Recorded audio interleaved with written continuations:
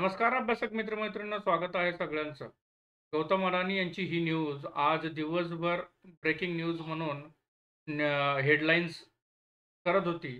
त्याच्यावर यूएसच्या न्यूयॉर्क कोर्टमध्ये 250 सुमारे $250 मिलियन ब्रायबरी स्कीमचा आरोप लावण्यात आलेला आहे आणि त्यांच्या अगेन्स्ट अरेस्ट वॉरंट सुद्धा काढण्यात आलेला आहे.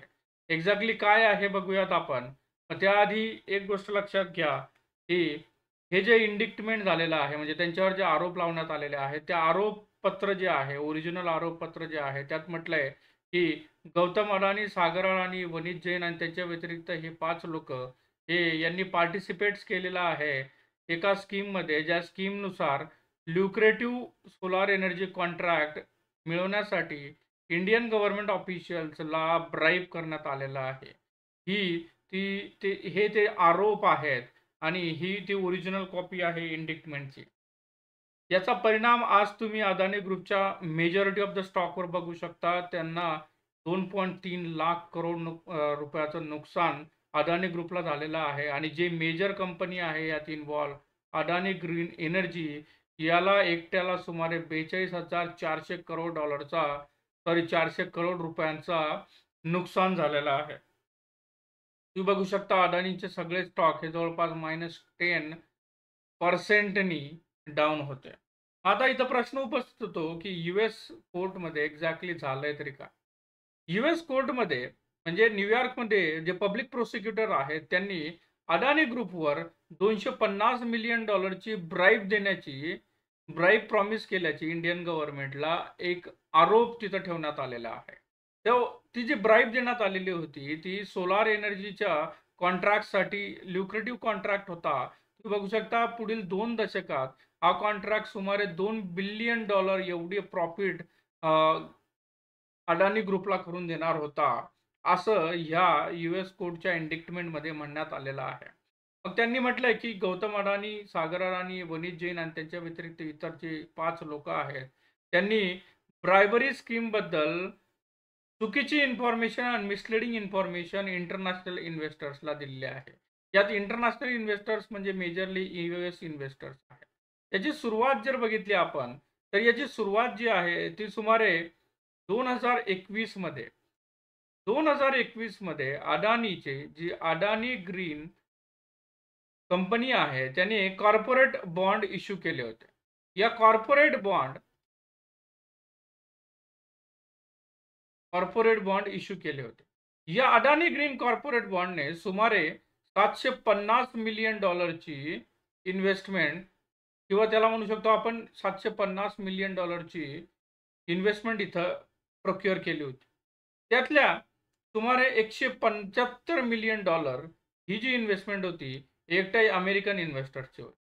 मग इथं आरोप जो लावण्यात आलेला आहे, की जे अमेरिकन इन्व्हेस्टर्सला डॉक्युमेंट्स दाखवण्यात आले होते आणि ज्या पद्धतीने सांगण्यात आलं होतं, ते डॉक्युमेंट मिसलीडिंग होते आणि चुकीची इन्फॉर्मेशन त्यात होती, असं यूएस कोर्टने म्हटलेलं आहे.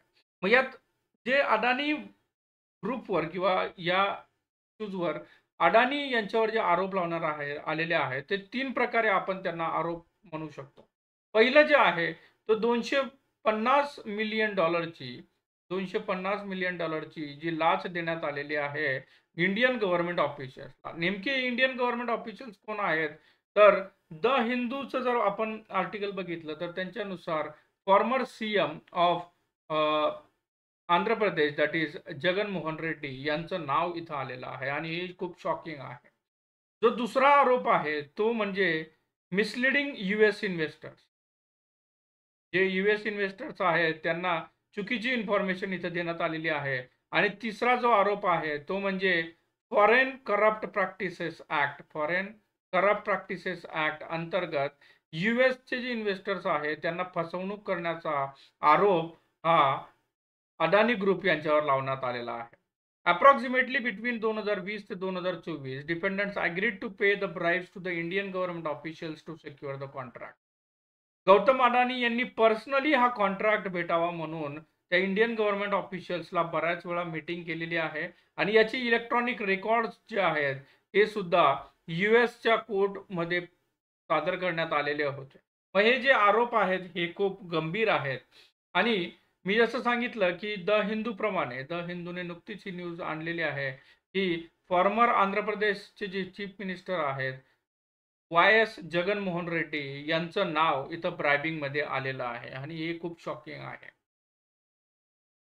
अदानी ग्रुपने यावर आपलं स्टेटमेंट किंवा जे आपला आपला पक्ष आहे तो ठेवण्याचा प्रयत्न केलेला आहे, की डायरेक्टर्स ऑफ अडानी ग्रीन जे आहेत, त्यांच्यावर जे आरोप लावण्यात आलेले आहेत ते बेसलेस आणि त्यांनी पूर्णपणे खारिज केलेलं आहे. Dependents are presume to be innocent unless until proven guilty. जोपर्यंत गिल्टी मानलं जात नाही तोपर्यंत ते इनोसंट असतील, असं अदानी ग्रुपचं स्टेटमेंट आहे. तुम्ही मागे काही महिन्यांपूर्वीच म्हणजे जानेवारी 2023 मध्ये असाच एक रिपोर्ट आला होता, ज्याला हिंडनबर्ग रिपोर्ट किंवा हिंडनबर्ग रिसर्च रिपोर्ट असं म्हटलं जातं. आणि यानी अदानी ग्रुपवर काही शॉकिंग ॲलिगेशन्स लावले होते आणि सबसिक्वेंटली अडानीचे जे स्टॉक्स आहेत, ते खूप प्रमाणात त्यांना लॉस झालेला होता अडानी ग्रुपला आणि खूप प्रमाणात ते कोलमडले होते.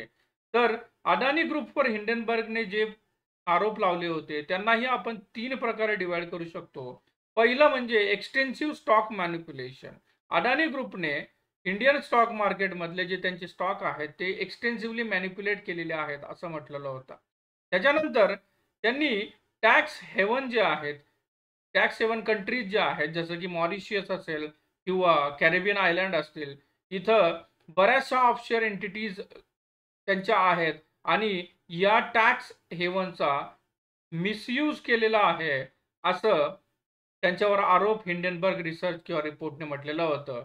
आणि तिसरा जो इम्पोर्टंट त्यांच्यावर आरोप होता, तो म्हणजे अकाउंटिंगचा फ्रॉड आणि अशा प्रकारे हे हिंडनबर्ग रिसर्च.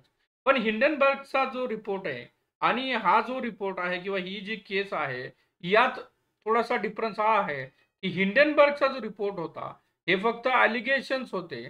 परंतु आता जे त्यांच्यावर चार्जेस लावण्यात आलेले आहेत, हे एक सिव्हिल सूट आहे आणि एक प्रकारचे चार्जेस हे त्यांच्यावर लीगल चार्जेस लावण्यात आलेले आहेत. लक्षात घ्या.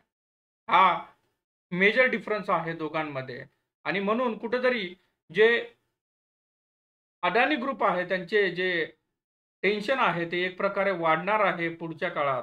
कारण हे लीगल चार्जेस आहेत लक्षात घ्या. आणि त्याचाच काहीतरी परिणाम आपण बघतोय, की केनियन प्रेसिडेंट जे आहेत विल्यम रुटो यांनी अदानी ग्रुप सोबत जी डील होती, प्रपोज डील ती कॅन्सल केलेली आहे. 700 मिलियन ची डील होती.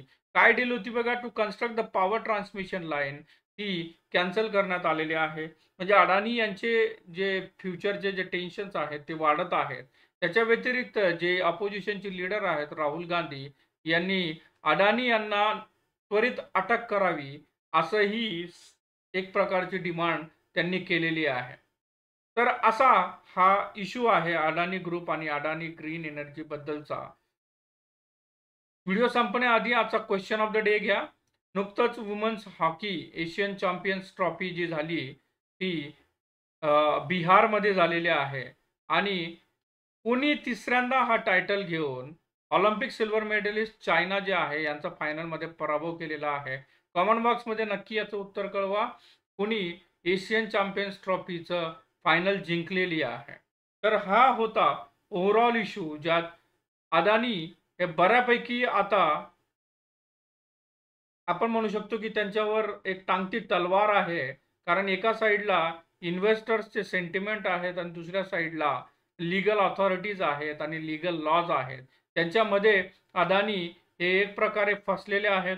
पुढच्या काळात ते कशाप्रकारे त्याला सामना करतात, आपण जसेही अपडेट्स येत राहतील मी तुम्हाला पोस्ट करत राहील. व्हिडिओ कसा वाटला नक्की कळवा. इन्फॉर्मेशन जर फ्रुटफुल वाटली तर व्हिडिओला लाईक करायला विसरू नका आणि चॅनलला नवीन असाल तर सबस्क्राईब करायला विसरू नका. उद्या भेटूया नवीन विषयासह. तोपर्यंत काळजी घ्या. धन्यवाद.